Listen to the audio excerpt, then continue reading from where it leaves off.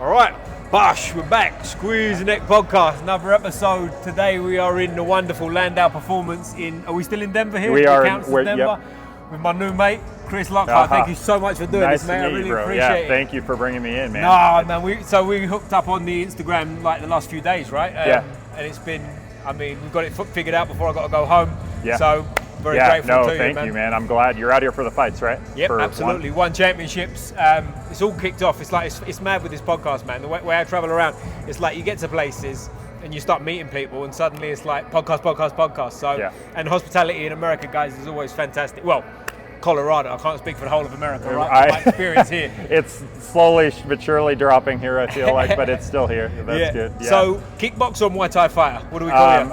I do both. Both. Yeah, so, I don't do any jiu-jitsu, only stand-up. So perfect. Kickboxing and Muay Thai, Thai boxing, however you want to call it. So you won't choke someone, but you might kick them in the face? Yes. Knees, elbows, everything. Yeah. But yeah, it's like you get me to the ground and I'm in trouble. Beautiful. I have no idea what to do. I'll get you there first, bro. You're a big guy. That was one of the first things that stood out to me when you first walked in. I was like, shit, this is a big dude. Yeah, man. So take us through, before we get into anything too specific with the fights and whatnot, mate, where are you from originally? I'm from here. From Denver? So I grew up in Colorado. Oh, you're a real one? Because I think you might be one of the first I'm one of the last natives, bro. I was going to say, one of the first people I've met here that's actually from here. Everyone's been from here, there, and everywhere. Dude, it's transplant city. Like, everybody from, we're getting everybody from all over the United States, I feel like, and now it's to the point where it's borderline, like, overpopulated. Is that right? Okay. Traffic is so bad now. Really? Like, and then they keep building. To London, see the traffic in London. Man. That'll hurt your feelings. That'll hurt your feelings. Yeah, no, it's we're getting. I feel like we're getting there. I haven't been there yet. The plan is, though, like we were talking about before this, like Andy Turland. Bournemouth is down on the south end, right? Because he has an ocean. Yeah. A cold ocean, from what I've heard. Yep. That's right. You're damn right. It's cold. Even in the summer, it's cold down there. Yep. So, it would be really nice to get out there, because we had just talked about John Gillies, which is in Four Corners out there. Awesome dude. Got to work with him in Thailand. And then through him was how I got connected to Vinny Shorman, which I saw you just had, which is what a cool opportunity. Shout out Vinny Shorman. He's the man. Like, I want to meet him in person so bad. Like, and half the time I feel like I could use his expertise, because I'm a head case. Like, aren't we all, bro? Oh, dude.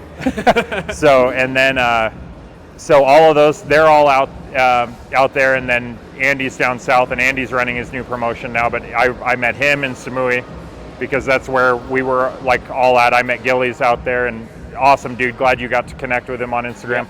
Hopefully, he would be an awesome guy to talk to too. Like, great, nicest guy on the planet. Is he? Oh man, him and I got a bunch of rounds in when we were in Samui right after so I took that ice hockey fight because I was bored, because I can't get Thai fights to save my life. So sorry. Take us through that. You just said, an ice hockey fight. So, what the fuck's an ice hockey fight?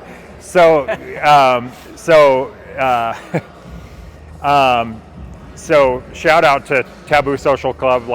So Scott Parker, DJ Francesca, they're big, ice. Scott Parker was an ice hockey enforcer for the Colorado Avalanche. Okay. My buddy Chris Camozzi was UFC guy, and one of my main training partners for my pretty much, I'd say 80% of my entire time on the mat.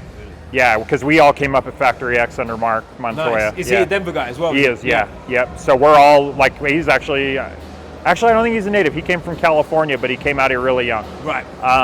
But ultimately, he's the probably the crown jewel of Colorado. He's the one person that from here. Him and probably Rose Namajunas. Right. Thug Rose, shout out Thug Rose too. Yeah, they because they're from here, and that's probably the biggest names for Colorado. Nice. I feel like. But so he got me connected to Ice Wars, which Charlie is the owner, and he's super, super nice dude. A bunch of guys that ultimately they came together and they put together Ice Wars, which is they essentially take an ice hockey rink, put it in a pub or something like that. We had this one, we had synthetic ice, we had boards all around it, and you get in full hockey gear, as if it were you were out skating and playing a game, and then you drop the gloves and throw down. But with this, we were we did everything but play hockey. Okay. So we were on ice skates, we were on ice, we had MMA gloves on, so we had 4-ounce gloves and just normal hockey gear, elbow pads, like our pants, everything.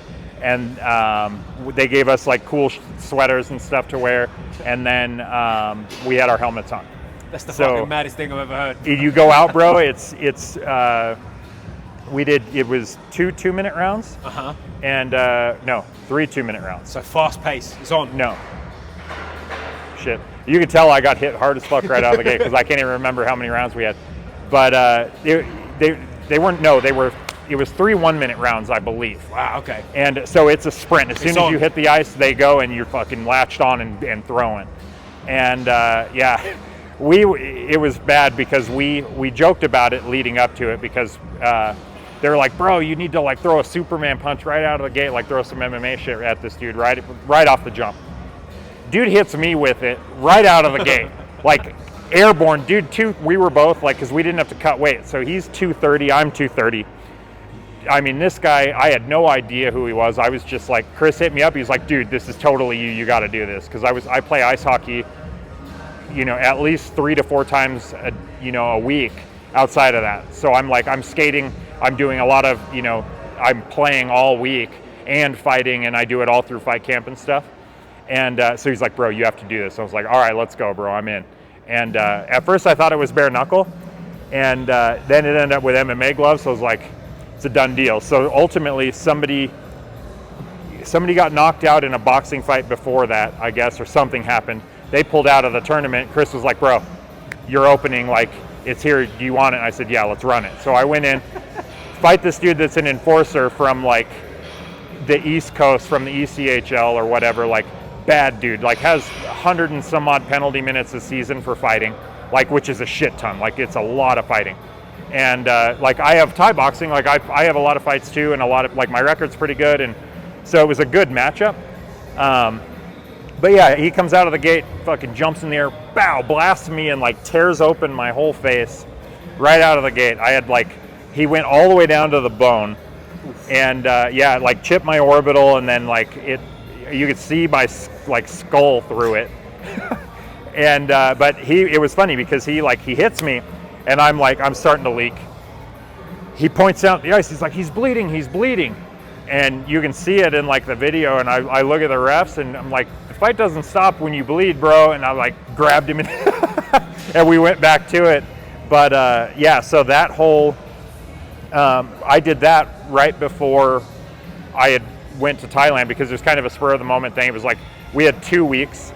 So like Scott Parker came down to the gym and was like, he had a whole like bag of jerseys and stuff. And like, we got, he showed me the basics and stuff. Cause like, I play hockey, but like in adult league or whatever, beer league, you can't really fight. So it's what like, does that mean? What does adult league mean? Is that kind of like just fun? It's just, it's rec league pretty much. It's totally just for fun. Yeah. So like the highest level I've ever played in hockey is like C, which like, so it goes like, there's A, AAA, and then it just goes down from there. So it's like, the highest I've ever played is C. So I am like by no means like at this dude's level, because he's a pro hockey player. And but oh, dude, it was so much fun. And that sounds great. And what did you win?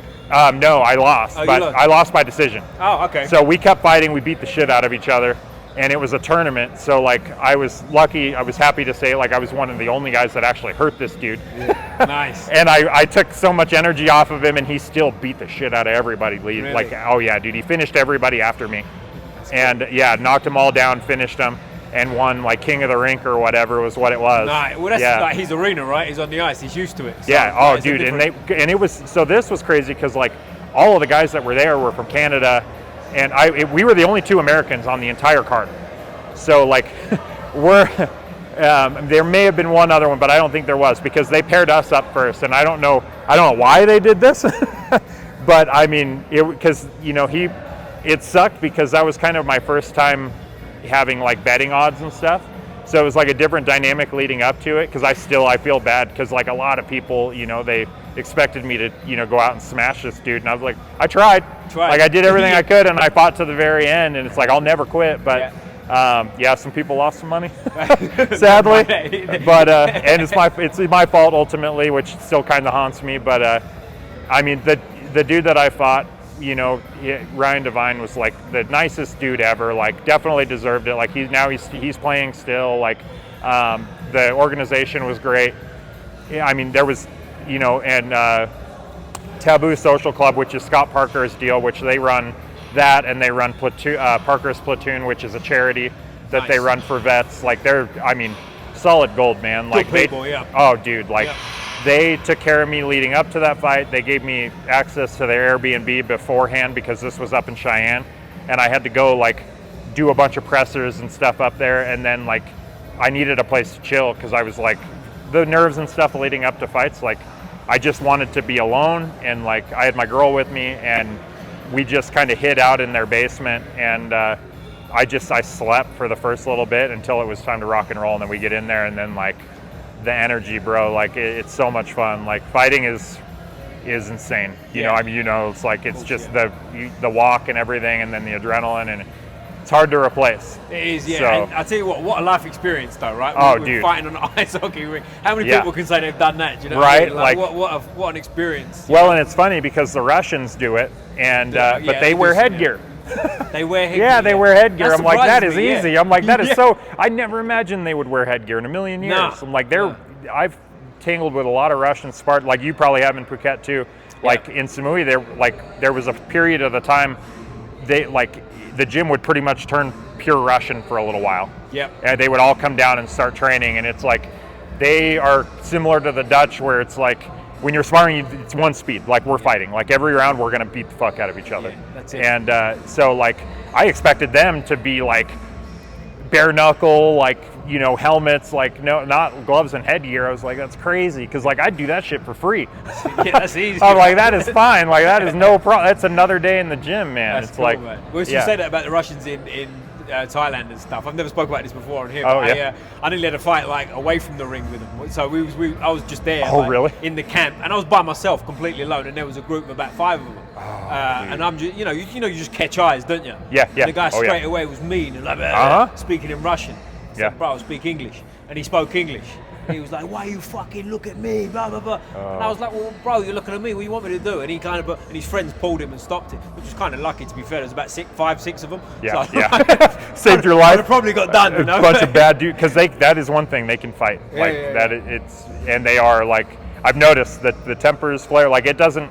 Every round sparring, it was first couple shots, and then we were off to the races. It was on, yeah. And it was I on, had that too, yeah. yeah. So is what it is, right? I know, right? I mean, yeah, super.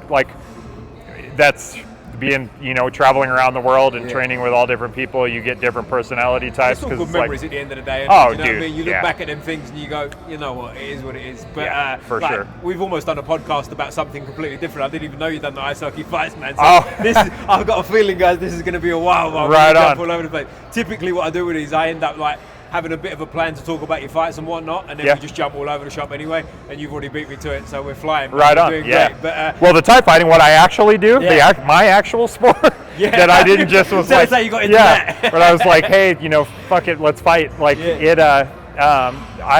I started at Factory X out here with Mark Montoya. It's an Inglewood-based gym, really popular out here. Tons of talent came from it. Chris Camozzi was there with me. Dustin Jacoby, Brandon Royval, Ian Heinich, Adam Stroop, Randy Rowland, a lot of people came from there.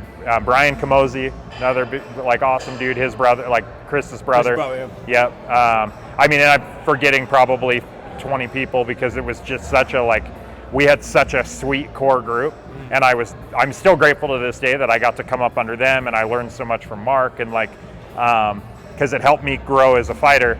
And then once I left there, I trained with Sean Madden at Easton, and then COVID hit, and because I was with Sean, which is funny because Sean Madden, you were at Easton the other day. Yeah, I was. Shout out Easton, great guys. I've been up in Boulder training as well. So Sean, he's such a good dude too, and he runs their comp team. They're their Thai boxing competition team. Okay, nice. And they train between Easton, Denver, and Boulder, where you were. Cool, man. Yeah. So, and they just did the one championship open workouts and stuff. And mad facility too, by the way. And here as well, you can see we're in here. Maybe we'll get some photos for it later. Oh yeah, this place facility. this is sweet.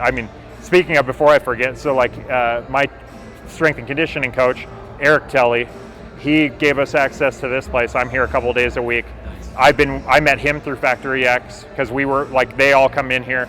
And it's been probably at least 10 years now that we've been working together. And I mean, this facility is crazy, bro. Like we have, like I was kind of telling you before, like we do strength and conditioning. So it's like strength and metabolic conditioning. So like we have all the squat racks, we have all the weights, we have there's run rockets over there, there's sleds. The Proteus is crazy. That machine, I'll have to send you a video of it. You can't see it on camera, but it's like crazy. It's a crazy machine. It's like a torture device. All right. Like half the stuff in here. The Versa climbers in the corner or something that are pretty popular for like destroying us. If you don't know what a Versa climber is, don't worry about it. You don't need it in your life. Yes, horrible. Run. People do it. Like I guess there's like climber gyms now where they like go do that and only that on purpose for like an hour. I'm like, you guys, like people are crazy. Like, no, thank you. Yeah. Like we do like 20-second sprints on the thing, and I'm like, we'll do like 20-second sprints and then sandbell punch where you hold like a sandbag and you punch out to the sandbag, and then you go shadow box on the turf or do leg kicks on their pads and stuff. Nice. And then we lift heavy like through the week. So it's nice. Like it kind of peaks and valleys. So like we'll climb the mountain slowly. So we'll start out light and work kind of more mobility and then form and stuff. And then as we kind of progress, by the top of the mountaintop, we'll be lifting as heavy as we can. We'll be crushing it. And then we slowly taper back down. So they're really good at like peaking us where we need to peak before fights. Like when I get a fight, I tell him, hey, here's the date. And then he sets all of the programming up for me on that, and then make sure that like he does his part. I obviously have so much. Sorry, that's probably really loud. Yeah, you're good. He does his part, sets all the programming up. Then I do my part. I'm on my runs. I'm training every day. You know, and I add a little bit of lifting in outside of here just because I've always done it, and I always I like to be a little bit stronger and more explosive. So it's like I don't do enough to hurt my workouts here, but it's part of it is because I'm a psycho. And I just need to be doing something, and it's like and pushing myself and the challenge. And then the other part is just like, you know, you kind of want to look like you train every day too. Yeah, know? of so course. it's like Tell everyone you train every day. Yeah, but it's like because you said as well 2:30 when you did your fight, right? I walk around at 2:30. Yeah, for anyone who doesn't know, for the English guys in kilos, that's about 205. 205, 105. 105 kilos, big yeah. guys. So, yeah. And the reason I bring it up is because we're in Denver. Now, I've trained here. Now, for anyone who doesn't know, we're a mile above sea level. Yo, bro. Yo. So I was thinking about that too because I heard that Liam, I think he was training in an altitude room out. Is that right? Okay. Which is because I was like, he's only coming out here for a week. Yeah. Because like, so Haggerty, he trained just south of us on Koh Samui. He was down in Lamai at like Lamai Fight Club or whatever, where we used to go to the beach right across there, so that's how like I was at Superpro up top with Sharoon and Nung and Bo and Chain and a bunch of those guys up there, a bunch of Thai coaches. And then we used to cruise down every Sunday because you were 6 days a week, twice a day out there training. Yeah. So we would run our little motorbike down to the south end of the island, and Lamai Beach was right there in Silver Beach and a bunch of really pretty beaches down there. Well, Jonathan Haggerty was at Lamai Fight Club down there. So he's normally down there at sea level or in London. I think he's in London with you guys. He's a London boy, I think he's a London boy. I don't know him from London, but hearing him speak, I think he's got to be a London guy, yeah. I think so, yeah. So then he came out here almost a month in advance, which was pretty much what you need to acclimate because you really don't have... It's just a physiological thing. You don't have the red blood cells that you need to perform here. Your body needs to actually like be here for a little while. Then you start producing the hormone that kicks red blood cells out, and then eventually, after about 3 weeks to a month, you really start to feel good. So like that Haggerty fight, like I hope his opponent has. I think he's been down here for about 2 weeks probably. Okay. But it's gonna be sweet because normally people just gas out. Yeah. Like you gas out so fast up here. Yeah. And he's acclimated, so it's going to be a fight. It's going to be cool. Well, you was born here, right? So you've had it your whole life. And I tell you what I did, not this time. Last time I was here, I went around the, is it Mile High Stadium where the Broncos play? Yep. And they was saying about like how the NFL guys do it. They say like if you're not going to be here like for a while, like you said, they like to fly in like day of or day before. Someone can tell me in the comments. No, because it's shock. Your body doesn't have enough time, so you're good enough to go. Whereas if you come for sort of a week, you're almost fucking yourself because you're whatever. And what I've noticed being here training, I don't notice it so much when I'm training hard, but I'm not training for a fight, training hard, right? So I'm just training generally hard how I would. Yeah. But when I'm here, I don't notice it when I'm training too much. I feel good when I'm training. But when I go back to my hotel after, forget it. I'm like, fucking like what have I done? I'm like, forget it, like that's me done.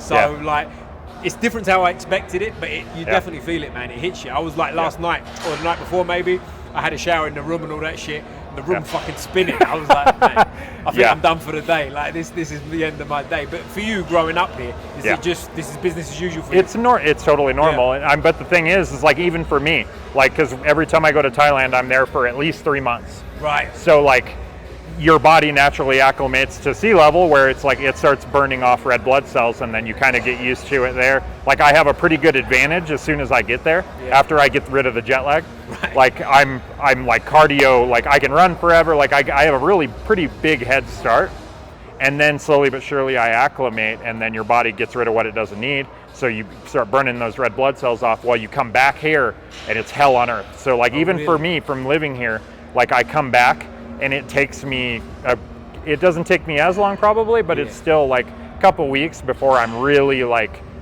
firing on all cylinders and not like huffing and puffing. And it's, I mean, because you come back obviously from Thailand in such like in incredible shape because you're running and running and running. So it's like coming back here, it's a little bit easier, but it still sucks. So like for those dudes like Glory Kickboxing, they had their cards out here for a little while, and the guys that would come from the Netherlands and everything and would just fly in and then fight, dude, you could see it like by the second round, they had nothing left. Yeah, bad idea. Right? Oh, dude, it was a terrible idea. Yeah. So it was really good to see that that Haggerty was out here 3 weeks, and he was running Red Rocks. He was running like, I mean, Red Rocks out here is like an amphitheater that has like hundreds of like big stairs. I mean, they're like probably, it's almost like mini box jumps. Yep. And you go up, I mean, it's in a mountain. It's like in like a big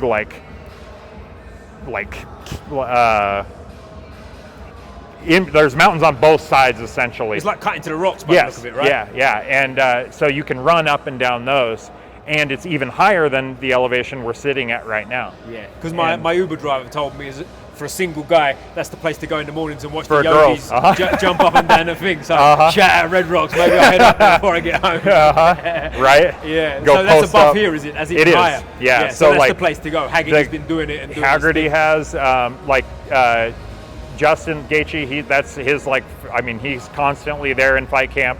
I mean, pretty much everybody here will go up there at some point to do it. We all kind of follow that, but they have their own routes. Like I think he does the road run, which is like pure incline, and that's a brutal one. And then, but yeah, I mean, the elevation's crazy. It affects people a lot more than they realize, especially once you add like the pressure of a fight and all of the stressors that come into that. So, but they've been out here for so long. I'm pumped. Like I'm excited to see. Are you at the fights on Friday? I'm going. Yeah. Me too. It's gonna be cool because at the open workouts, like when you see it up close, like I'm used to seeing fighters up close and stuff. But you know when they're in that peak condition right before a fight, like smashing them pads, and they only did like 2-minute rounds, right? Yeah. You don't want to burn it too much. Yeah. And you're watching it, and it was like up close. It's impressive, and they're small guys, right? Relatively, they're not big guys, but watching them smash them pads, you go like. That's because no fucking joke, man. They're maximized, like they're in obviously, like you said, peak conditioning. They're ready. Peak speed. They're because most of the time going through a fight camp, like you're fine tuning your reaction time, you're priming your brain, you're priming like your whole nervous system to really react quick. And then watching those dudes on pads when they're like, I mean, ready to go. And the thing is you're seeing them depleted too. Yeah. Because I think they just weighed in today, and it looked like a bulk of them. Liam passed his hydration test, I think, and weighed in. Haggerty did too. Now they're going to rehydrate. the open workouts you watched, they're cutting weight through that. Of course they are, yeah. So it's like, they're not even at 100% and they're still just nasty. Yeah, that's right. So then you see them like tomorrow morning, holy shit, man. Ready to go. And what's interesting about them two as well, specifically, like obviously I'm biased, right? They're English guys, I want them to fucking shit, I'm biased from Yeah, do you know what I mean? But they're like, I don't know how old Haggett is, but I'm looking at him, he's like prime age. I look at him like probably in his late 20s, and he's like, he looks switched on, he's like fucking fire.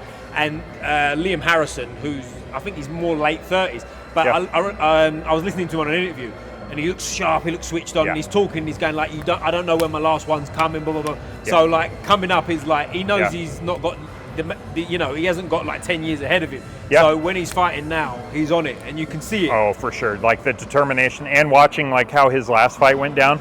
Yeah. Like, you never in a million years would you think that he would get leg kicked when he's the leg kicker, and the guy just kicked his leg off, and then his knee went because he had some, I think from what I had read, because I haven't ever gotten to train with him, unfortunately, but he was a huge inspiration for me because I'm a leg kicker too. So it was like every fight camp I'm watching him and Haggerty, like I'm watching all their fights. I'm like on the treadmill running and just watching. I've seen the guy has 100 and some odd fights. I've seen probably pretty much if it's on YouTube, I've seen it. Really, yeah. But and it's like, I don't really fanboy a whole lot, but like that, he's the man, and like watching him, and then watching him every fight camp, and watching like I hate it because the whole like age thing starts to come in, but the guy, like, we had this talk the other day, so because that's something that I'm running into right now, because it's like I can't get a fight to save my life. So get this. So we have a couple of local fight promotions out here. One of them is Sparta Combat League.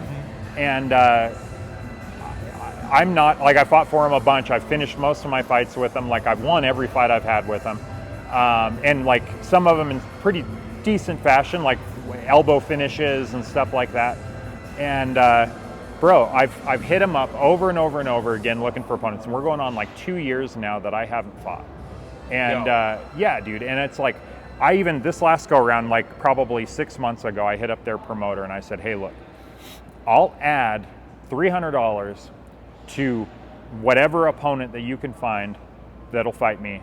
I'll add it to them. If they make weight and they fight, I'll add $300, even if they beat the fuck out of me. Like, I'll add $300 to it. I'll give them just for showing up because I need to fight. And the other part was like, it was part probably nerves, part like I didn't sell a lot of tickets, and I understand that. And they're in the money game, like they've got to make money, and if you're not selling tickets, they don't want you. Right. I offered to buy 40 tickets outright from them, and I said, look, I'll pay out of my own pocket. I'll buy 40 tickets from you and give my opponent $300 to show up. I'll pretty much, because I know they only give like $200 maybe for travel and stuff.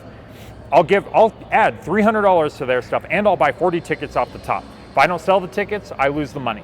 Like, I sweetened the pot as much as I could, and all I asked them for was I wanted a full camp at 205, because like they'd hit me up and they'd be like, oh hey, like, will you fight the guy that you fought before at 185? I'm like, there is no way in hell I can make 85. Like, I would have to completely stop lifting. I'd have to shed so much muscle. Like, I could do it. I'd probably be throwing up, and like I would suffer all the way to it. But the lowest weight I've ever been, because I fight at 205 and I cut to 205. Yeah.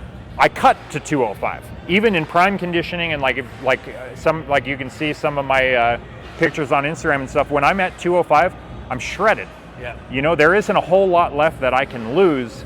And I've depleted water to get to 205. And you're proper 205 too. Like, I've met you today. Like, that's the size of a 205. Yeah, you're 90. You said 93 kilos. Yeah. But you're like, you're the right weight to cut to 205 for me, for my eyes, right? You're not, some guys. Because I'm not a heavyweight. Exactly. Like, you've seen probably heavyweights where, that was more fights that I got offered from other promotions where they're like, hey, come in, 2 weeks notice.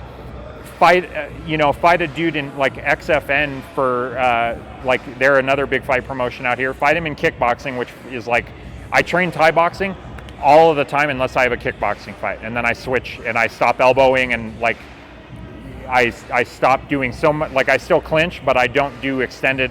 Like things change because kickboxing is different than Thai boxing. Yeah, and sorry, just to stop you there for a sec, for anyone who doesn't know, the difference is elbows and knees predominantly, right? And sweeps, you can't sweep. And clinching and whatnot, you right? can. So in kickboxing, you can catch, but you can't. You have to catch and release. You can't catch and latch, and hold on. Yeah. You can't sweep. There are little differences like that. Kickboxing is, you can still, everybody says that there's no clinch in kickboxing. There is clinch in kickboxing, but it only lasts for about 3 seconds and then they break you up. Right. You get 1 or 2 strikes and then it's over. Yeah. But you can still clinch. You can still grab, it's changed a little bit because back in the K1 days, you could only latch with one arm. Right. Like back in the Alistair Overeem days. Yeah, because he's out here, he's normally out here, he's been gone for a while now, but he was notorious because he would full plumb Thai clinch and get yelled at for it. So then you can only do one arm around, but you can knee in the face that way. So it's you can still clinch. So you should, if you're for anybody coming up, this is something that everybody should really. I'm not a coach, I'm a fighter, but if I was to coach somebody for a kickboxing fight, they would clinch. Yeah. Because you're going to get refs that let you go longer than you're supposed to. And I mean, my last kickboxing fight, I need the guy in the face multiple times in the clinch. It's you need to be training clinch regardless. I know it sucks. I know your neck hurts. Clinch is shitty. Yeah. When we were in Thailand, we did Shark Tank clinch, and that was I've never picked myself up off the canvas so much in my entire life. But yeah, so I've offered all of that stuff to Sparta and still cannot get a fight. Sparta, let's go, huh? Get my boy a fight. It's driving me crazy, man, because it's now with the whole age thing, it's I don't have as many fights as Liam Harrison does by any means. How old are you? 39. I just turned 39 last week. Yeah, you look great for that, man. Thank you. And I talked to Telly, my strength and conditioning coach, the other day, and it's I'm putting up record numbers in here. I'm running faster than I've ever run before. I don't feel everybody's oh, you're 39, it's over, or pretty close, blah, blah, blah, blah. It's I don't, it's a mileage thing. So Mark Montoya from Factory X told me a long time ago when this was starting to eat at me and I was getting impatient. He was dude, it's a mileage thing. Yeah. He was it's not about your age. He's it's not about any of that. It's how much mileage do you have? How many fights do you have? And that kind of goes back to where we were talking about Liam. Dude has 110, 111 fights or whatever. And fought all the best in Thailand, fought all over the world. He, age or not, the guy has a lot of mileage. Mate, and he's still. Opponents, he fought Sanchai 3 times. Yes. And anyone who doesn't know who Sanchai is, firstly, get your life together. But secondly, look up Sanchai. One of the GOATs, right? One of the all-time greats in Muay Thai. He's fought all of them 3 times. That's serious shit, man. Big time. And he's fought. I think he was saying the other day, this is the last world-class elite Thai that he hasn't fought. And then he's completely fought every big name in Thailand, all the big stadium names. He's fought them and either beat them, probably beat most of them. Yeah. So it's the mileage is different, but it's for me, I feel great. Knock on everything. I've been able to escape injury.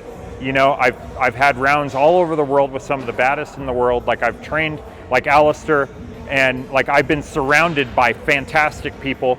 I've gotten to live in Thailand multiple times. I've dedicated a lot to the sport, and for some reason, I can't get a fight. And it's okay, fine. I don't sell tickets. I tried to negotiate that away, because I'm fortunate to have a company outside of this where I was able to build while I was fighting. Nice. And I've got a little bit of money to where I can say, hey, at this point, I don't I hate it because if I say I'll fight for freaking nothing, then everybody else suffers and all the other guys get paid less.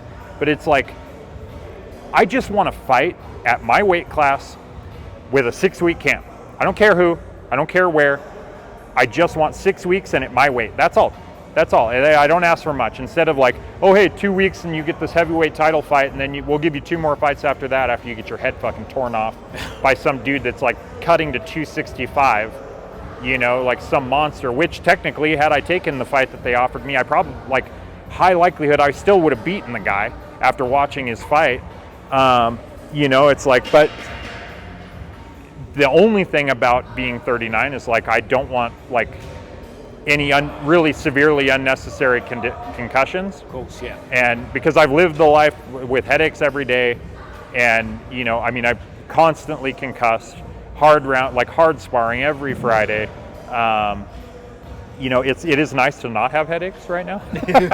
But so like when I'm in camp, I'll spar, and I'm notorious for sparring a little bit harder because I need the push. Yeah.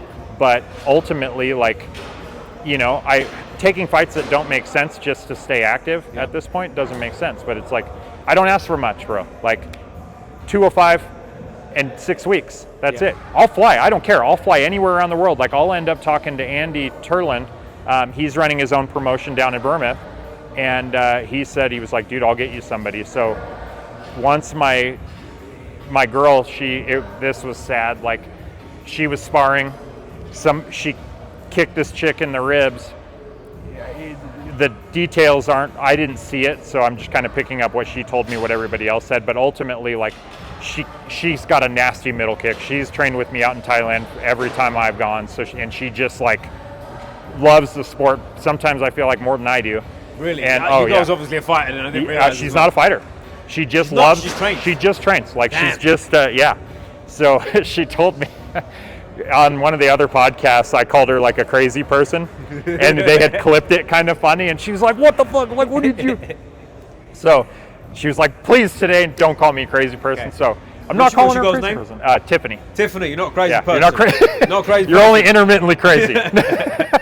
So, but yeah, bro. So she boots this chick in the ribs. Chick catches it. She twists to try and pull her leg out. And the down leg that was on the mat, she turned and tore her ACL. Like completely in half. Like pop, fell down, tore her ACL.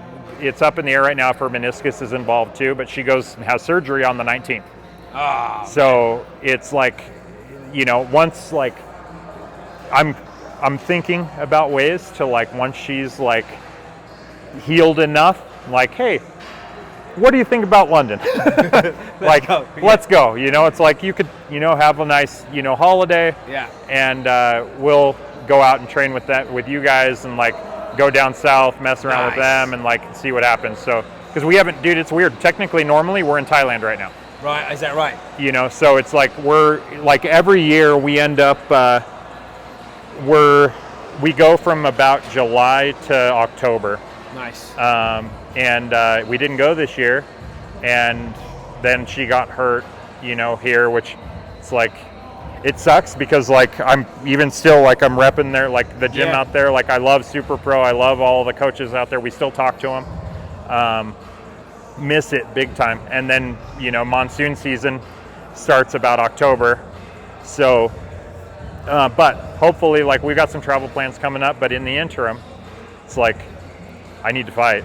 I'd like to fight. My boy, let's get that. Anyone sees this that's got connections, whatever, let's get you back in there, I man. appreciate it. But you've obviously fought in Thailand. Have you fought in Thailand? I didn't fight in Thailand. You haven't fought, just trained there? Yeah, that was another thing. They couldn't, on the islands, they said that they couldn't get me anybody. Is that to do with size as well? Because there's not many guys your size in Thailand, right? Yeah, they said size and level. Yeah. And I don't, whatever level is, like I'm all right. But like, they said there aren't a lot of bigger dudes out there, but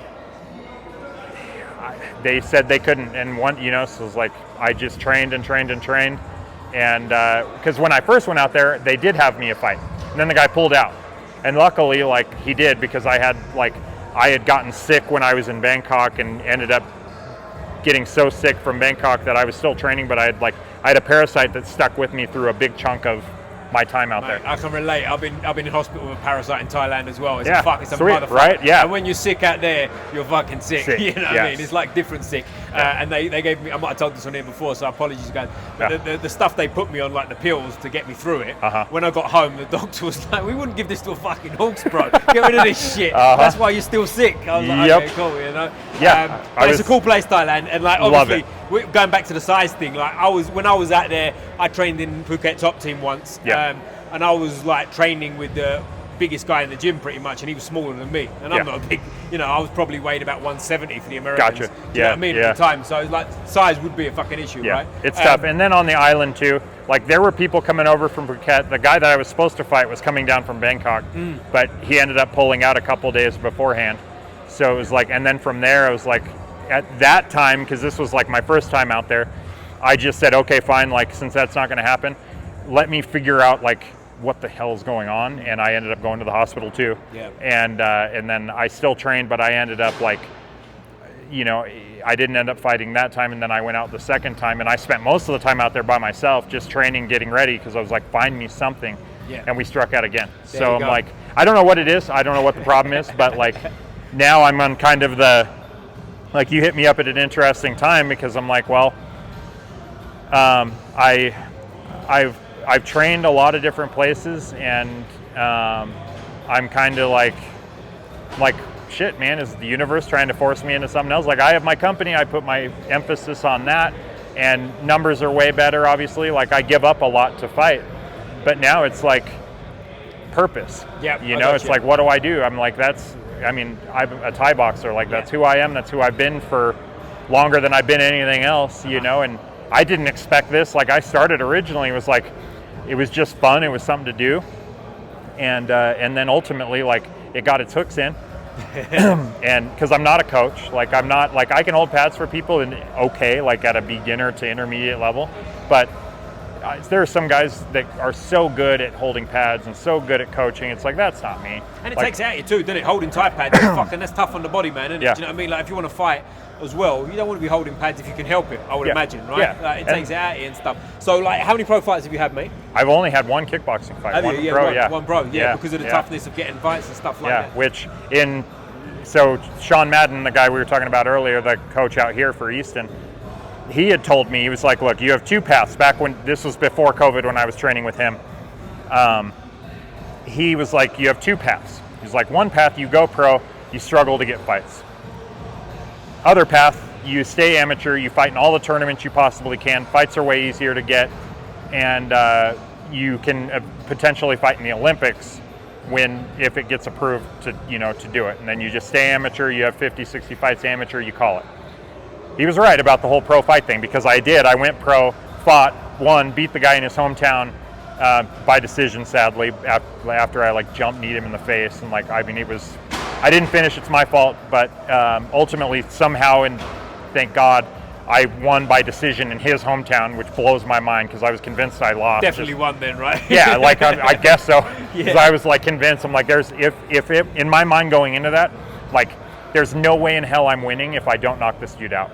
Right. Okay. And he was clearly super durable, but I feel like it was a pretty good showing, and clearly everybody else did too, because I somehow pulled away with it. But then since then, crickets, bro. And part probably my fault, part I have put some effort out. Every time I've gotten back from Thailand, I've been hitting everybody up, let's go, I'm in shape, I'm ready to go, I need to fight, and then nothing. So, but anyway, I'm still fortunate to have here, and I'm still training. I've taken a little bit of time off pads here, but I'm trying to get back into it as we speak, and then because it's just a big gaping hole, and I don't know. That's why I probably use Vinny. Yeah, well, you know what? Maybe we need to post some photos of you online with a big fat belly and stuff to sort of reel people in, make them think you're not ready for it, Or the other option would be, let's get you in a jiu-jitsu mat and get some MMA shit going. Dude, I've thought about it. I thought about just training, takedown defense completely. Never do. I feel like jiu-jitsu, it would get its hooks into me, and I would get obsessed, because I'm obsessed with chess, and I've watched, and I know enough to kind of hurt myself with it. Yeah. Well, maybe there's the answer, man. Let's get you obsessed with jiu-jitsu. Start doing MMA and transition over. Especially with such a solid base in kickboxing. Yeah. You could train outer camps when you haven't got a fight coming up. You could train the grappling side of it to get good at it. But in camp, like you said, you'd work on your fucking takedown defense, getting up off your back, people on your back, all the kind of positions. You know what I mean? You don't have to waste your time with the fundamentals. I'm kind of saying. I get what you're saying. You don't the ins and outs of it. Do you know what I mean? Get good at what you're going to be good at. Use what you're good at in terms of your athleticism and strength and all that shit. And then outer camp is when you can sort of be more jiu-jitsu and get more like technical. Like same as like if you was doing it the other way around, like if you was advising someone who'd never struck. Right. You know what I mean? Like just get good at blocking, moving, explosive, come forward, and then worry about the technical shit. Yeah, because it is become like predominantly like wrestler heavy too. I feel like recently, but I mean one of my good buddies that I trained with for a long time, Dustin Jacoby, he's notorious kickboxer, and he fights MMA, and I mean the guy's a wizard, and I mean fought for the Glory title a couple times. Like he's a bad dude. Like it was me, him, and Chris, and like there were a couple of us that we were all similar weight classes because he's fighting at 205 in the UFC. Right.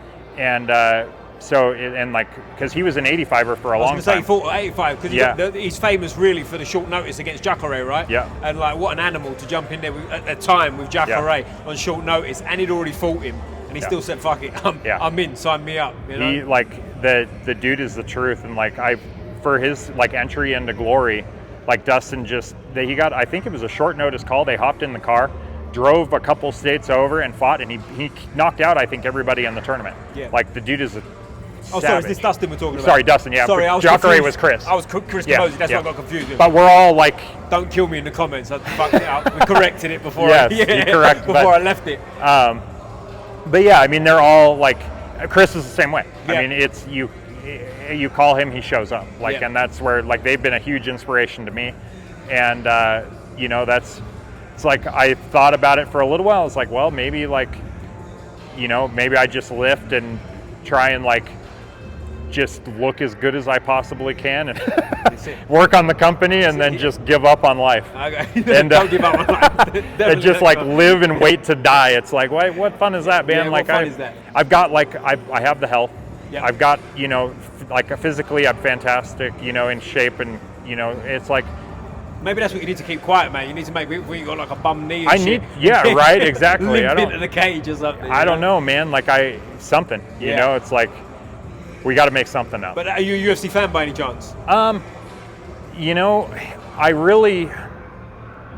I've been around it for so long. Like I only watch friends. Yeah. You know, so yeah, like guys that I know and that I've trained with, I'll watch. But I don't really like. Okay. I don't really watch. The reason I asked, there's a guy in your division in the UFC, Alex Pereira. You know what I'm talking about? Yes. Now he's a kickboxer. He went down to Superpro too. Like right after I left, he showed up. Because firstly, I don't know how that guy makes the fucking weight. Sorry, he makes that weight. I don't know how he made the weight below. Like, and he's talking about going back down, isn't he? Have you heard this recently? He's talking about going back down. But he's I'm a bit of a fanboy of him. Like he's big noise in UFC. Well, he fought Dustin. Did he? He knocked Dustin out in Glory. Oh. Yeah, which is like insane because Dustin is who he is. Yeah. And Pereira knocked him out. And it's always the worst. It's so hard to watch because like it's happened to me too, where it's like I've been dropped a couple times and those highlights find their way out, and it's like after every fight you're like, oh damn. But they like one of Pereira's bigger highlights because Dustin is who he is. Was him knocking him down in Glory. Right? Yeah. It is what it is though. Do you know what? Anyone that criticizes someone that's been in there and fought, they can go fuck themselves anyway. Do you know what I mean? For sure. To even get in there, most people that haven't done it would never realize what it takes to even fight as an amateur. And I mean, some people just hit hard. That's it. And that's like, Dustin is one of those guys too. And if Pereira could do that, like, he's a bad dude. Yeah. Like, really bad dude. Very special. Like, there are just some people that hit hard. And you, like, being in the gym, you know, it's like, they're effortless. It takes no energy at all, but they just, like, everything they do just hurts. That's it. It's the old saying, isn't it? And it's like a cliche, but like, punches are born, isn't it? Yeah. And it's true. Yeah. It's true, man. Like some guys, I mean, I've held pads for people that, you know, they're not even fighters. They're like an office guy. Yeah. And most of the time it's, you know, whatever, nothing. Yeah. But every now and then, shout out to Leon, one of my guys I've held pads right on. for. Yeah. Leon's just, he's not a fighter. He's trained, but he's, you know, he's a business guy. You know what I mean? But I hold pads for him, and he's not big. He's about the same size as me, so it's not like he's some oaf hitting me. I hold the pads for him, and you know when you go like, wow. Yeah, like yo, I get the bigger pads out. I get the bigger pads out. You know? So it is what it is, isn't it? You know, like the critics are going to criticize people for getting knocked out and all that shit. What I think it's like a chess saying. It's like the outsider sees everything, or something like that. The outsider sees all. Yeah. And it's like it's true, man. Like, and I mean, because, I mean, and the thing is when you're at that level, like I've noticed too, is like, as you progress, whether it's in martial arts or chess or whatever, it's like eventually, like in the beginning, you're making like big leaps, and then once you get to the top, it's like you're fighting guys that are exactly at your level, and then it's like, okay, now it's like we're down to like milliseconds and tiny little details to beat the other person. And it's like, it's not like, oh, okay, this is an easy setup, I'll set the slow kick up and then head kick him and finish him. Yeah. It's like, it's not, it's like you're going to have to use every ounce of your strength and every ounce of your brain to get past this person because they're like this. And that's how Dustin and Pereira were, and and I feel like Pereira and a lot of guys, but he's on a tear, bro. And and I think sometimes you go through periods where it's just someone's time, innit? They're in a special zone in time where everything they touch turns to gold. Yeah. And I think he's in that zone now. And on top of that, some people are special, right? We've all sparred with people where you go like, he's good. And then you get in there with one motherfucker and you go, there's something different. He's just special, you know what I mean? Like, I've been in there, I've mentioned him loads of times. Lewis Adolphe, shout out, man. I'm trying to get you on here. Most talented boxer I've ever been in there with. And he's the only guy I've ever sparred with. And I sparred with good level guys, you know what I mean? All over the good world. level and whatever, and you go in there and you go, you understand what's happening. Do you know what I mean? Even if you're not winning, I'm not saying that, but you can see what's going on. The levels. Where he was one of them guys, sometimes you'd do things and you just go, all right, man, fuck's sake, Yeah, and being like really good and on like, you're like, okay, yeah, I'm sweet, like I'm on a really good level, like, and then somebody else comes out and you're like, what is, like, oh my God. Well, I'll tell you a fun story. We was in the gym and he got heavy because he won a national title at a lightweight than me, but he got big. He got on, when he stopped fighting, he was whatever, he's similar age to me, a bit younger than me. And I'm not telling gym stories, he'll love me telling this one anyway. We was in the gym and we were just sparring in the boxing gym, blah, blah. And he kind of did all this slick shit and he's like, whatever. And as he did it, I threw a straight right hand, popped his nose. And as you do it, you go, in the back of your head goes, maybe that wasn't a good idea. Anyway, we carry on, and his whole demeanour changed. Anyway, he ended up breaking a couple of my ribs in the spar, and it was one of them spars like the gym going, ooh, Yeah, been in a few of those. But he's a great guy. Me and Lou, and what a fella, top fella. Should have been a world champion if you ask me. But he's not too old, so maybe we could convince him to get back in there. But I forget my chain of thought, mate. I was ranting. No, I do that too. I run. I get excited and hype and think about it. But there are people they're just different levels. They're built different, and like you could see like Brandon Royval right now in the UFC. Like we were all there. He was one of like the Factory X like day one guys, and I used to watch him, and he was first in, last to leave every day. Like I always remember watching him like. We would get out and like I'd change and everything, and I'd take forever normally, so I just kind of take my time, and like I was one of the last to leave. Dude will have his ankle weights on and he'll be kicking the heavy bag, and he'll just like he's doing something, and he's just like you could see like true like obsession and dedication to the sport, and then you watch him fight, and it's like I watched him go from local cards all the way up to where he's at now, number one in the world. And he's doing is just showing all of the work he put in all of those years, man. And it's like he was one of those guys where you could walk into the gym and you could see everybody, you watch everybody spar, and it's like he's special. Like there's something about him that's different. Like you just know, and that he was one of them for sure. They're out there, aren't they? And Dustin was another one. I mean, and Chris, and like they were. It's just like. Man, like so talented, so smart, like slick with it, like just tricky, and and then from what you were saying, like going all over the world and training, like you can kind of see it. They make their presence kind of known without even trying. It's always, and they're the nicest, quietest, like happiest people you'll ever meet, and major respect to those guys. Like I love watching him and all of these guys like come up. So. That's it, man. So like, I'll tell you one thing I was talking about recently with someone, and they said, and I'd like your opinion on it too, is like, if you're a fighter, a professional fighter, or just a fighter in general, right, and you took it serious and you're good and whatever, they fall into three categories, right? And if you're, as I say, if you are a real fighter, you've got elements of all three of these categories. Yeah. And the categories were artist, athlete, and fighter, pure fighter. Yeah. Right? So like you see these guys, right? Firstly, before I go any deeper, do you agree with that? Or I agree, 100%. Yeah. Because you see guys with elements, and we use Liam Harrison as an example because he's fighting this weekend, right? Yeah. Now he's obviously got elements of all three. He's the top of the top animal. Yeah. But if I look at him and you tell me, because you're more of a kickboxer, right? You've done it. I look at him and I go, that's a fighter. Do you know what I mean? That's a pure fighter. Yeah. He's got elements of, obviously he's a great athlete and he's artistic enough to get things off and do his thing. Yeah. But that's his category he falls in. Firstly, do you agree with that? 100%. Yeah. And like we've all got, like Anderson Silva will be another example. Athlete, fighter, but he's an artist, right? He's in there and he's doing his thing. There's a big element of creativity that goes into it, and it's like, I know, like I said, I only have one pro kickboxing fight, but like I have a lot of AMI fights under that too, so I waited a long time to go pro, really, like probably a couple of years later than I guess you can't ever go pro too late. You can always go too early, but it's like I had a lot of preparation before I went pro, which is kind of why it's shitty that it's like fizzled out a little bit. But that being said, like I have watched and I definitely see the elements that you're talking about, and like artistry is, you have to be creative, and especially when you're starting to fight guys that are around like equal to you, I think it's that creativity that can really set you apart, because you have to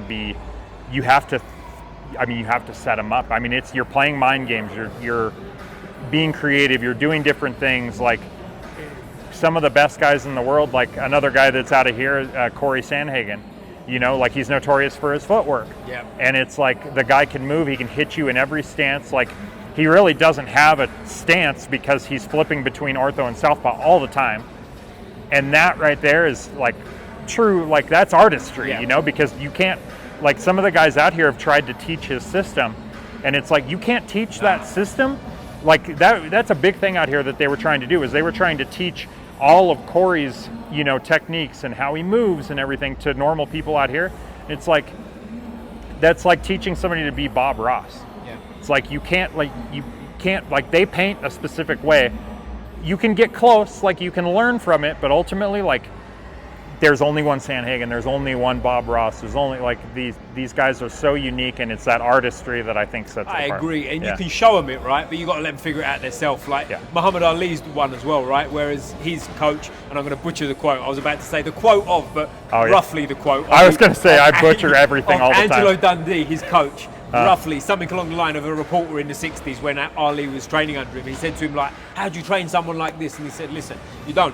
You have to be smart enough to let him train himself and get out of the way, basically, you know. And I think there's a lot to that in there. Like with someone like Corey Sandhagen is a great example, like because he's got attributes too. Like he fights at bantamweight in the UFC, which is 135, 61 kilos, and he's what, 5'11" by his stats. He's tall, right? He's taller, big dude. For the weight. I say big. He's long. I was going to say for the he's weight, long. Right? He's long for the weight, so that comes into it too, doesn't it? You know, if he was big the same reach. weight but short and stocky, he ain't going to fight the same way, is he? Do you know what I mean? There's all these kind of elements, but I think also, I'm going on a bit of a rant here, guys, but like with kids, I see it a lot.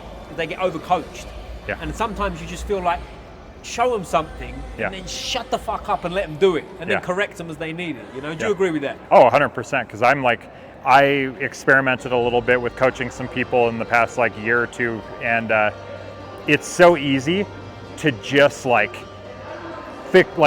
you can.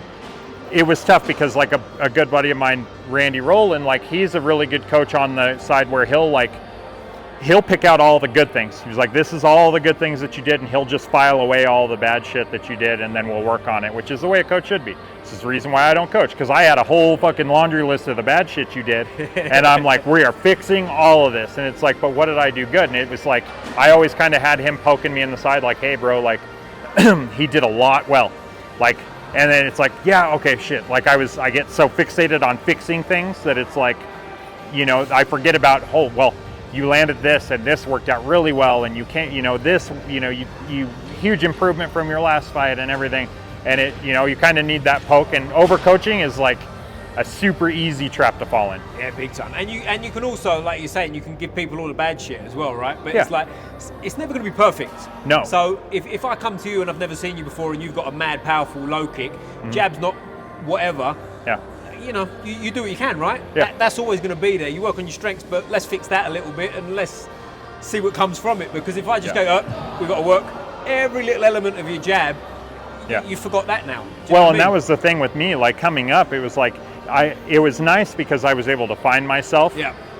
And I didn't know I was a low kicker. I didn't know that I was gonna like be pretty heavy and hard with elbows and knees in the clinch. Like Like, I'll throw thousands of middle kicks all camp and then not throw a single one in the fight, but I'll low kick the shit out of you. Yeah, I got you know, and it's like, or head kicks and stuff, but I don't really throw middle kicks a whole lot unless they present themselves. But it's like, when you're coached and then you're kind of pushed out there, it's like, find yourself, find out, like, because I discovered low kicks because it was something that, like, it just seemed to work for me. Like, I'm a longer fighter as it is because I'm 6'4".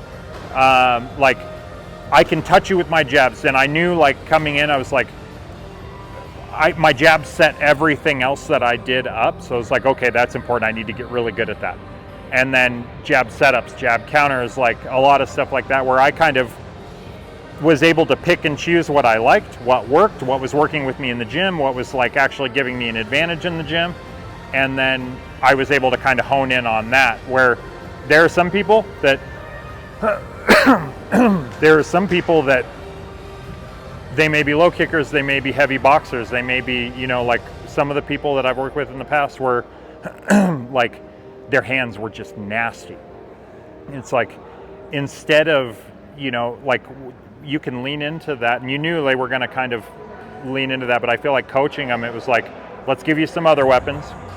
And then, because you know, once they get hit hard, that's their default. Yeah. So it's like, but you can give them other weapons, and then you build kind of I think encouraging the fighter to be well-rounded and not focused on one thing is important, but on the other side, it's important to kind of let them kind of figure out what they like themselves too, like you said, because I've watched guys that go out and, you know, they notoriously won't train clinch, they refuse, and they get a Thai fight and they beat them up with their hands, like head kick them, drop them, whatever, and then they get clinch raped for the last, like, for the rest of the fight, and they lose. They won't train. Why won't they train? What? I don't get it. I mean, clinch sucks. I understand just because it's hard to train. It's just hard, yeah. And you're stuck like this for like days after, and like a lot of people, like that was one of the best parts about Thailand is like there are people that are like they just like hang on your head, and like it's just like a neck pulling competition. But in Thailand, it was very different, where it's like you're light on the neck. You're pummeling, you're moving, you're turning, because you can't, as soon as you get heavy in Thailand, you get slammed on your face because the Thais just sweep you. Okay. Like you can't just like wrench on somebody's head the whole time like you do here in the States. Like because like now from being over there, it's like, you could wrench on my head, that's fine, but I'm going to slam you on your head, you know, and I'm just going to use your weight because you're typically leaning forward, hanging on, and you're very easy to sweep, especially on canvas. Yeah. But that's another, like that situation is like you're getting your neck pulled on to death, and it's not fun. And then getting kneed in the body sucks.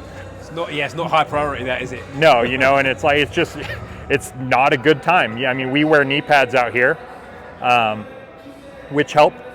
But there's 1,000 different things about clinch that sucks. Like if you knee straight up, if you're not wearing elbow pads, you end up with like knots on the top of your knees from like, you know, from kneeing elbows, and like I could think of 50 reasons why not to do the clinch, which is why you should do the clinch, because there's a vast majority of the population that will not do it, which is why you should be doing it, because you're going to be better. And if you get like, there are times where I couldn't finish them with low kicks and I had to go to other weapons.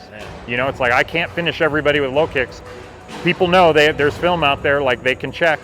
And then you need more weapons to kind of move around. So trying to be good at everything, you know, which is like the moral of MMA, I feel like you're like jack of all trades, you know, and the guys like GSP and those are like the ones that are like, they can be world class at everything, which is extremely rare, you know, then it shows. You know, like I think they're clever about it, the way they do it. I think the way they do it is like GSP had like a superpower in the area of closing distance. Yeah. And he turned that into a great wrestler. And off of that, he had a great jab. Do you know what I mean? And he like picked the pieces up. So he gave you like, not that he wasn't great at everything, of course he was, but he gave you the illusion that he was like elite at everything, where he was elite at his areas and he could just usher you wherever he wanted you. Well, and like what you said before too, like he fell in the athlete category, and he had said it mmany, many times where he's like, I'm not a fighter. He's like, I hate fighting. I don't want to fight. He was like, it's terrifying, but he was like, I'm here, I'm an athlete. He's, you know, he was heavy into Taekwondo and karate. Like, I don't know what specific art he was in, but it was Kyokushin karate was his background. Karate? I believe so, So, like, he was an athlete head to toe. Yeah. That just happened to find success in fighting. Yeah. But he admitted it that way. And then your third one where it was like fighter, it's like there has to be something there, because when you've been in it for so long, it's like I've seen people that you need something that's a little broken inside. I feel like you need, like,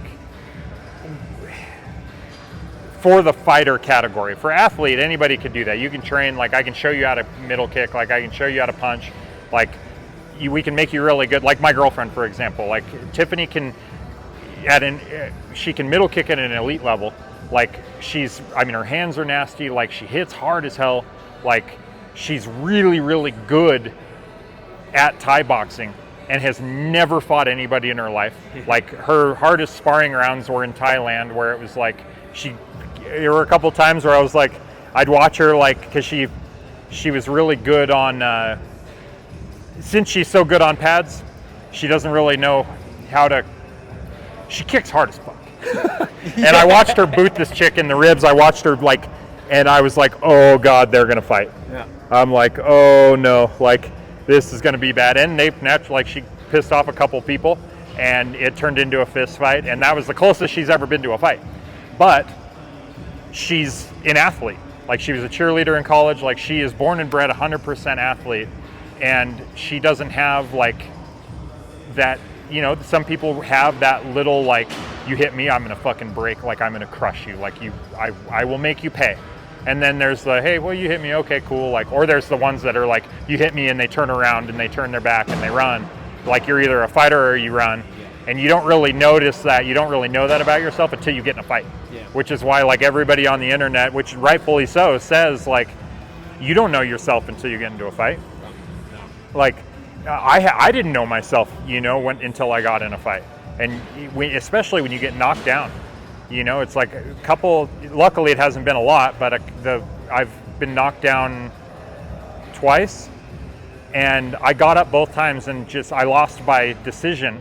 But it's like when you get clipped and, you make a mistake, you get tall or whatever, and bam, down you go. Like asleep, face hits the canvas, you wake up, you climb up the ropes, like trying to figure out where you are. Like one of my first fights with Mark, he in my corner, we get back to the corner and I am fucking rung up. And it's him and Randy in my corner, and he asked me, he was like, they're pouring water on me and getting everything, like we're recovering in between rounds. He's like, hey, he grabs me. He's like, do you know where you are right now? And I was like, I couldn't, like, I was so, like, because the dude just knocked me down. He's like, you're in a fight, motherfucker, let's go. And he slaps me, and it's like, it's like ready and like pumped, and then you get up and then fucking bam, that throw down. And I threw down for the rest of that fight, lost by decision. Yep. Never been finished. And, but the thing is like, until you get into a shitty situation like that, you don't know, like, if you're going to get back up or if you're going to quit. I've watched many people just quit, and it's like they refuse to get back off the stool. They refuse to get up off the canvas, period. It's like, I think the little, like, broken fighter part in me is like, you're going to have to stab me to death. Like, I am not going to stop unless you shut me off. Like, I am never going to stop. And I've proven that, and I can say that now with 100% certainty. Like, I will die in there if you let me. And that's where, like, and I don't know if it's like maybe like suicidal ideation or whatever, but it's like, I'm not going to stop. Like, you're going to have to tear me off of you. And, because I just will not quit. And that trickles out into everything in life. That's real shit as well, man. Like, yeah. A lot of people say that, don't they? You hear that a lot. Oh yeah. But then when they get in there, it's different. And like, what I ask a lot of fighters about is like the changing rooms or dressing room, you call it in the States. Yeah. Like beforehand. Like, that's a scary time, man. People don't realise that when you're in there, you're questioning, like, the fuck am I doing? Why am I here? The extra good part about that is you see, like, because you're in red corner and they have their own separate one, or like they're like the red locker rooms and the blue locker rooms. If you're lucky, everybody on your side wins, because it's like as you get better, you get later on the cards. So you're like main event on a card or co-main or whatever, and you're seeing guys either leave in an ambulance or like coming back all fucked up and bloody and beat to death and like crying and like they're throwing things and you're just chilling in your corner, like trying to like keep it together, you know, because you're like, fuck, I have to go out there soon too, you know. It's like, absolutely. And you're, you know, there's all the mental shit, and then you see people coming back like that, and you're like, oh. Scary time, yeah. Yeah. What are you like in your change room? Do you sit quiet? Are you quite cerebral, or are you up and about? It kind of evolved. Originally, like, I didn't like to watch the fights. I didn't want to see anything. I just wanted to like be off in my own zone and just hide. And as things kind of got better and I got more confident and I'd start watching the fights and it would start to hype me up, and then it's like I would interact more, and then I think I like a little bit more of a warm-up, a little bit longer, you know? Yeah. So I progress, like I've always been one, I kind of start a little bit slow, and then by like I'll go round after round after round after round. And so I like a longer warm-up. Later, Telly. Thank you. I like to have a little bit longer of a warm-up. And I think I'm probably, like, I'm a little bit of a head case, but I chill, like hang out. Like most of the time we joke around, you know, really? And like make it light, yeah, and screw around. Like some of my like more fun fights that I've had, like LT, they call him LT Smash Nelson. He's like taking over bare knuckle right now. Like he was in the corner for one of my fights. Nice. And all we did, dude, leading up to this fight was just laugh and like joke around and screw, like very, very light, very chill. And you know, once you get on pads, switch flips, dialed in, and then it's go time. It's time to go beat somebody up. Yeah. Because it's funny you mentioned there, like you evolve and you get more comfortable. You're always going to be nervous, right? Oh yeah. But you get more comfortable knowing you're nervous, which is what I found. Like I was not chill in the back at all. I was like pacing up and down, wouldn't sit still. I was like pacing, don't talk to me, shut the fuck up, don't come near me. I was one of them. And I didn't like much of a warm up. I used to like to shadow box a bit, leave me the fuck alone. Hit the pads maybe half a round, leave me the fuck alone, hit the pads half a round, that'll do. I was like one of them, you know? And the reason I say it is because, I don't know if I've told this on here before, but I was in a change room one night when I was 19. So young, really. And there was a guy in there who was 29 having his first ever fight. Oh, yeah. And I remember it sticking with me. He was asking too many questions. You know when you go, you're in trouble tonight. Yes, yeah. He was, oh, and then this, and then how about that? And the reason I use him as an example, I don't even know his name, so it's not like I'm out here. We used to spar a bit. We was similar size, he was a bit bigger than me, but we used to have hard rounds, and he was okay, do you know what I mean? I'd had a few fights at this point, but he was pretty good, you know? We'd get in it, I say pretty good, tough, do you know what I mean? Yes. He could fight. Yeah, durable, And he got out there, and he got absolutely bounced around, he got dropped twice and stopped in the first round. Yeah. But I remember thinking, you've got to stay away from me, bro. I don't want to catch none of that. Do you know what I mean? That's why, like, you know. That's a it's kind of infectious, which is like, it sucks. And there are people like that. And it's funny you say that, because there are like, you see the guys that pace, you see the guys that'll want to just hit pads and hit pads and hit pads and over warm up, and then burn the, you know, everything before they get out there. And then there's, you know, finding a balance on it is really important. And I think that's what works for you too, right? It is. Like you just said, me and you kind of describe completely different personalities in the change room, right? And I don't think one's right or wrong, but they're just right for you, aren't they? Do you know what I mean? You've got to be comfortable. You're not going to be comfortable. Comfortable's the wrong word. Never, but you've got to be comfortable as you can be, you know what I mean? Like I've seen people in there with the music on, dancing in the background, doing their thing. Like for me, that's a fucking disaster. I can't do any of that. Like I'm not dialed. It's tough, because then when you think, like, if you're joking around, you're screwing around, it's like you're not focused, you're not there, you're not present. It's like, well, you could either joke around, or you could sit in the corner and just think about all of the terrible shit that can happen. And most of the time, like the two fights that I did get knocked down, I would say the first one for sure, I was like terrified. The guy was way bigger than I was. And he, like, I just, leading up to it, I had like the little creeping, like poking in the side. It's like, it's not good, man. It's not good. And it's like, it wasn't good. And that was probably it was my fault 100%, but it was like, you know, it's really hard. That's why guys like Vinny come in handy, where it's like getting out of your own head, thinking about things like in a productive way, and being positive and learning how to kind of regulate that, because it's very easy for it to turn into, oh my God, do you think he hits hard? What is he going to do? What is he going to, and you just like fixate on what they're going to do, instead of just trying to be the best version of yourself. That's it. Yeah, he hits hard, so fucking what? Yeah, everybody hits hard. I'm going in there anyway. Yes, you know what I mean? Everybody at your, like, everybody that you're matched up against, is going to hit hard. Of course, like yeah. that's just the nature of the beast. It's like is what it is, isn't it? Yeah, you have like day. some things you have to accept and just understand, and it does get easier as time goes on and you're more experienced. But you know, you've got to. Some people are built for it and some people aren't, and it's, you know, and there's nothing wrong with that. You know, I tell Tiffany all the time, I'm like, look, like, it is okay to just hit pads and just do this for fun, because when you transition to making it like your actual like income, or even just going professional in general, it becomes a job and it becomes way more stressful, and it changes the whole like shape of the sport, because it's hard for it not to. You do everything you can to prevent that from happening, but it does change, because you're going against people that are equal to you, that are waking up every single day for 6 weeks straight with one thing on their mind. It's like humiliating you and fucking, you know, highlight reeling you on the internet, trying to blow up on Instagram, you know, and it's like nobody wants to be on the opposite end of that, you know, but it's like, so yeah, it changes mentality a little bit. But that's why, you know, Vinny and like others, like sports psychologists, come in really handy, because they can say, hey, like, these are productive thoughts, these are unproductive thoughts. Like, kind of find your way in the middle and kind of figure it out and navigate it. And then here's how you can get primed. Here's how you can get like in the zone. And for me, it was always like, I'm a little anxious beforehand. I don't really pace, because, you know, I just kind of chill. Like, I've seen the people that pace, and I'm like, not doing that. Yeah. But I can't sit still, bro. I'm yeah, like, fucking hell. And it's like some people can't, and they pace, and then they go out, they show out, and just fucking throw down. You know, it's like everybody has their thing. Yeah. But for me, I'm kind of just like nervous with the knots in the stomach and the butterflies and everything until I hit pads. Yeah. And then once I hit pads, dude, everything like goes quiet. My mind shuts, like everything just kind of quiets down. My mind slows down, and then like I'm dialed in with just bad intentions, you know, like it's time to go. Yeah, it's time to go. It's funny you said that about Vinny. He said on the podcast to me, actually, like when he works with people. Yeah. He says a common thing people go to, they say to him, and it's on the podcast, so I'm not like talking out of turn or anything. He said, like a guy else comes to him and I'll get really nervous and I get this, and he just goes, well, don't do it then.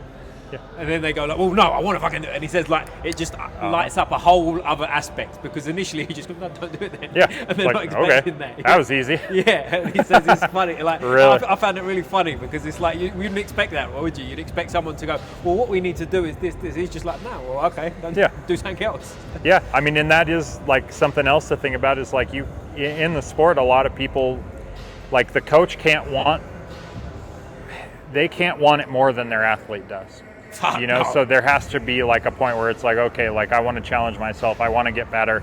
You know, I want to get out there and show off everything that I've been working on, you know, and it's so much from like a psychological perspective. Like, people can be their worst enemies, you know, and they can destroy their personal lives. They can, like, a lot of stuff can go on, and it's like, as a coach, for example, like I used to see it all the time where like guys would just go out, like they wouldn't train, they would miss practices, they would do, you know, dumb shit. They'd be out drinking, they're missing weight, they're like shit that's unacceptable, you know, and then they wonder why they struggle. It's like, look, man, like, get out of your own way, you know, like this is, you have to take it serious to an extent, and and the coach can't want it more than you do, you know, like you have to show up, and like there's something to be said about dedication and like consistency, and consistency is probably the biggest thing, you know. It's like,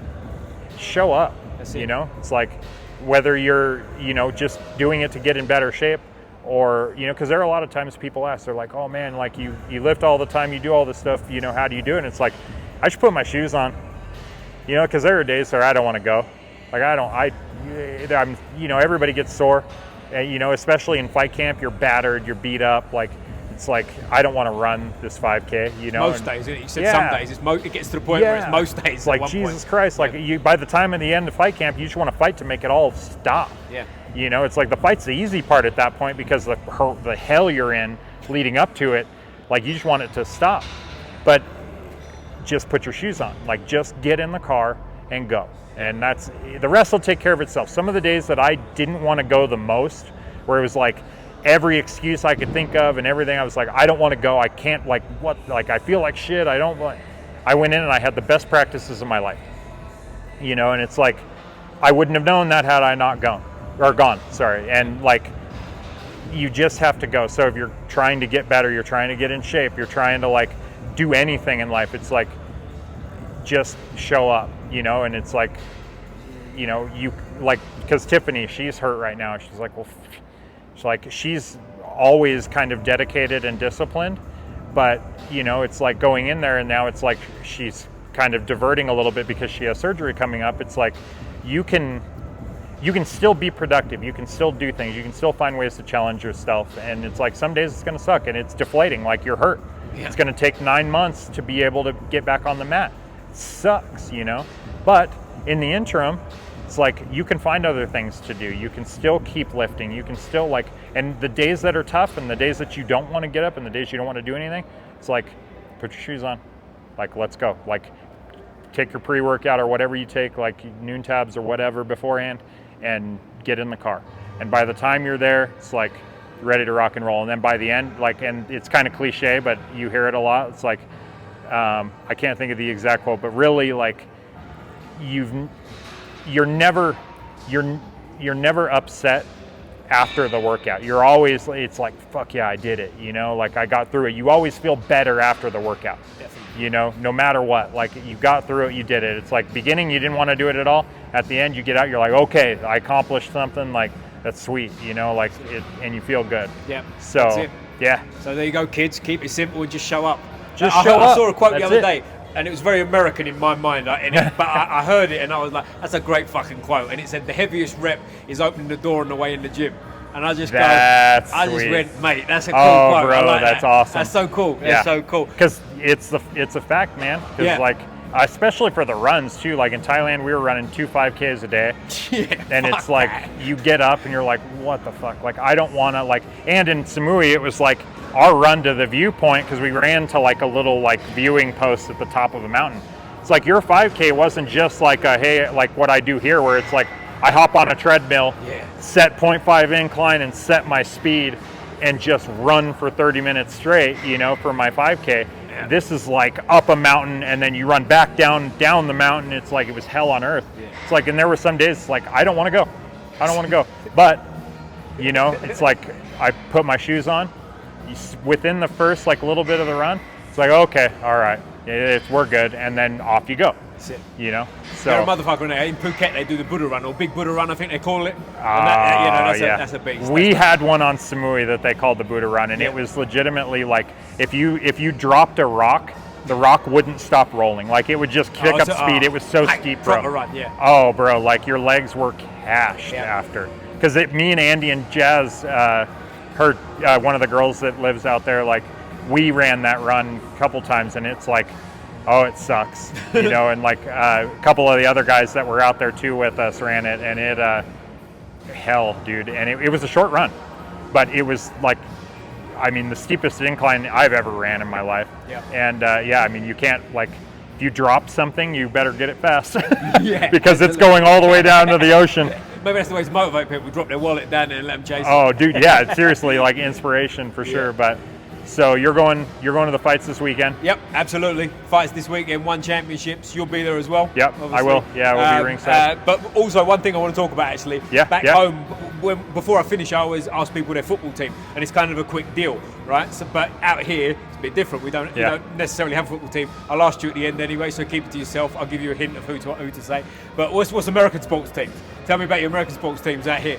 I am probably the worst. This is really? Way to end. We're going to end on the worst note ever, because it's like I am the worst to ask about it because I don't follow anything. Like, I watch hockey during playoffs because it's so violent, but but you don't have a team. Not really, bro. Like I don't. Yeah, I mean, it's sad to say because everybody's like, go Avs, blah blah blah, and I have like friends that are like obsessed with the Avs. Who's the Avs? So the Colorado Avalanche. Okay, shout out to the Colorado Avalanche. Yeah, like it's short for like Avs is what they call them. Yeah, and like I have a couple buddies that are just like, I mean, I don't understand how people know, like, oh yeah, well this guy just signed this contract for this much and they've got this extension, and they're like how do you know this stuff? Like I don't have, like, I'm so stretched for time as it is. It's like I would never know, I don't know these guys' personal lives and what they're saying, like signing for deals and like, so I'm pretty bad to ask about that. It's as far as sports go, like I'm a big Ovechkin fan. Who's that? So Alexander Ovechkin he plays for the Capitals, which is a Washington team. They're a hockey team. Ice hockey team. Cool. So he's probably, Garrett, hands down, like my favorite ice hockey player. And then obviously Scott Parker was a big, which was crazy because he was who cornered me for Ice Wars, and he played for the Colorado Avalanche when they won the Stanley Cup. And then I really I like the meaner guys, and but I don't follow a whole lot of sports. Right? When you're in a place like this every day, you haven't got time, right? It's and you're around it all the time. Like normally when we're here, it's like there's some pretty big names that come through here. Like this is a big combine prep spot. Okay. And then a lot of the NFL guys come here to train. The football guys, they'll come in their off season or they'll come mid season. Like they fly out here to train and then go back. And so you're kind of constantly immersed in it. I got you. So it's like, you can see probably on the video, like there's jerseys all along the walls. Mad amount of jerseys here. Yeah, there's Ultimate Fighter shorts up there, everything. It's crazy man. in here. Like it's star-studded, and I love playing. I love playing the sports. It's like I'd be much more apt to do that and play every sport versus really, really fixate on a specific one. I got you. But Ovechkin's your guy. Because I tell you where I'm at with American sports. I'm in the market for a few teams in different sports that I've got to pick up, right? So I'm a San Francisco Giants fan, baseball. Okay, yeah. I'm a Chicago Bulls fan for obvious reasons. Yep. Michael Jordan was big when I was a kid, man, right? Yeah. So I've got basketball and baseball sorted. Yep. Football, I've got kind of a bit of a, similar to the Jordan thing, fucking hell, I'm forgetting his name.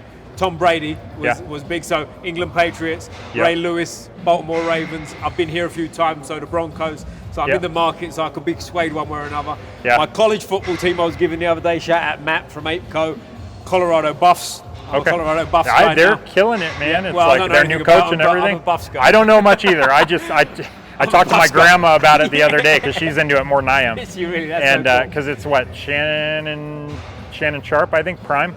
Really? Is that who it was? Oh no, no, Deion Sanders. Deion Sanders. Yeah, their head coach. Yeah. Oh right. Okay. Super cool dude. I haven't ever gotten to meet him, but he. The things I have seen, he looks legit. And that's where you need somebody like that to push. Everybody's getting so soft, man. It's like it's world geopolitics or whatever. I know London's having a crime issue and they're having a lot of different issues we are, not probably as bad as we are here, but it's people are getting soft, man. You have guys coming into the gym that won't, they break easy, and it's man, we're fighting. This is a fist fight. What did you come here for? You're going to get hit hard. That is the whole point of this. If you can't handle it, if you're too soft, then there are other things you can do that'll be more conducive to what you're doing. But it's but seeing him, sometimes you need to be yelled at, and I've been yelled at by coaches, and some people respond well, some people don't. Sometimes you need it, You and do. it's necessary. You absolutely do. Oh yeah. So most important question I'm going to ask you all day. Mm-hmm.